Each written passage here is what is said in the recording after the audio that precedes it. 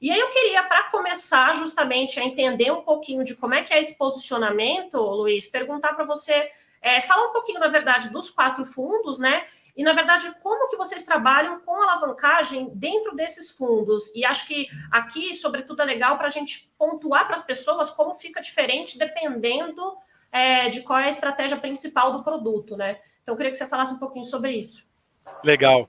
Na verdade, o Versa, o espírito dele é alavancagem, né? Vamos dizer assim, o fundo surgiu e se destacou em boa parte por causa da alta alavancagem que ele tem. E aí esse fundo é um fundo no qual a gente, ao longo do tempo, foi, vamos dizer, refinando essa forma de alavancar. Então, assim, o Versão, né, que você falou, ele nasceu desde o princípio com essa ideia de vamos fazer diferente e vamos subir o nível de risco do fundo para um nível onde as pessoas geralmente não trabalham, principalmente em fundos distribuídos aí para a rede, né? Às vezes um ou outro fundo distribuído para um ou outro investidor específico pode ter esse nível de risco, mas para o varejo como um todo não costumava ter. Então a gente falou, vamos quebrar essa barreira, mas a gente precisa fazer isso de forma responsável e de forma a evitar os riscos de cauda longa, né? Que é evitar quebrar, falando em simples português, né? Porque essa é a característica de um fundo alavancado. Um fundo alavancado, ele tem a característica de poder perder mais do que um patrimônio, se óbvio, né? Se tudo der errado. Então a gente foi, ao longo do tempo, justamente formatando a estratégia para ter um fundo que a gente consegue ter um nível de risco aí 2, 3 vezes o nível da bolsa. Então, hoje, para você ter uma ideia, o Ibovespa está com volatilidade em torno de 20% e o Versão aí está rodando com volatilidade em torno de 60%. Então, ele está com 3 vezes o nível da bolsa. Só que toda essa alavancagem, esse aumento de risco, ele é feito de forma a você preservar o fundo se você tiver um evento adverso. Aí depois eu entro em como é que a gente faz isso, né? Que é a tal dos gatilhos para gerar convexidade na estratégia, que aliás foi uma palavra que eu até aprendi na pandemia, e a tal da convexidade é tão importante.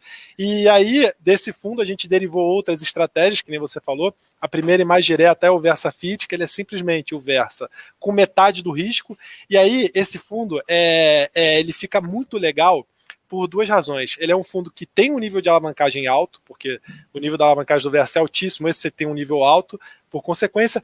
Por outro lado, pela formatação dele, que faz com que ele carregue sempre 50% em caixa do fundo, ele tem uma convexidade ainda mais rápida que o Versa, tá? Então, assim, no evento extremo, esse fundo ele perde muito mais devagar ali na cauda longa do que o Versa por causa desse caixa grande que ele tem. Então, é uma estratégia ainda mais convexa, apesar de alavancado. Então, esse fundo está rodando hoje com um nível de volatilidade de 30%, que aí é 1,5 vezes da bolsa. E aí a gente tem os outros 2 fundos, que são fundos que não têm tanta alavancagem. Quer dizer, o Charger, que é o nosso fundo long only, ele tem alavancagem 0, e aí a gente até brinca que ele se diferencia por ser um long only extremamente puritano, então ele é só uma carteira de ações, não tem nada além disso, não faz opções, não faz derivativos, não faz nada. Então esse fundo ele é só a carteira comprada do Versa, né? O Versa é um long short, é um long bias, mas a estratégia é long and short direcional, então ele tem um long e tem um short. A gente pega as ações do long e monta a carteira do Charger, igualzinha.